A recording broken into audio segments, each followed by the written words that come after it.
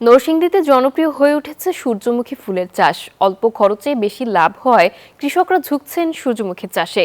এছাড়া ফুলের সৌন্দর্য উপভোগ করতেও দর্শনার্থীরা ভিড় জমাচ্ছেন সূর্যমুখী বাগানে। সরিষার পাশাপাশি সূর্যমুখী চাষ বাড়ানো গেলে তেলের চাহিদা পূরণ সম্ভব বলে দাবি কৃষি কর্মকর্তাদের। নরসিংদী থেকে হৃদয় খানের পাঠানো তথ্য ছবিতে ডেস্ক রিপোর্ট। নরসিংদী সদর উপজেলার নাগরিয়াকান্দি এলাকার প্রায় ২০ বিঘা জমিতে গড়ে উঠেছে সূর্যমুখী ফুলের বিশাল এই বাগান। প্রতিদিন বাগানে দর্শনার্থীরা আসেন সৌন্দর্য উপভোগ করতে।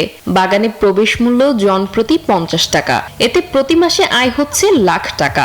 খুবই ভালো লাগছে নরসিংদীতে এই ধরনের ব্যতিক্রমধর্মী একটি বিনোদন কেন্দ্র।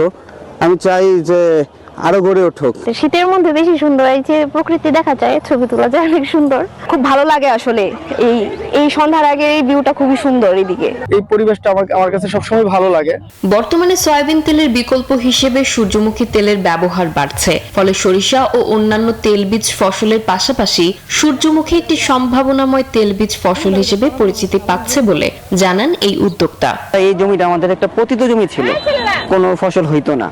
তো ভাবলাম যে নিজস্ব জমি ছিল আমাদের এটা, তো যদি এটা সূর্যমুখী করি হয়তো বা আমাদের ফসলও হবে, প্লাস দর্শনার্থীর একটা মনের খোরাক পাবে। কৃষি সম্প্রসারণ অধিদপ্তরে এই কর্মকর্তা বলছেন, অল্প সময়ে সূর্যমুখী চাষে ভালো ফলন পাওয়ায় এই অঞ্চলের কৃষকেরা সূর্যমুখী চাষে উৎসাহী হচ্ছেন। টানা তৃতীয়বার অর্জন করেছে দেশের সেরা সুপার ব্র্যান্ড স্বীকৃতি বসুন্ধরা টিস্যু।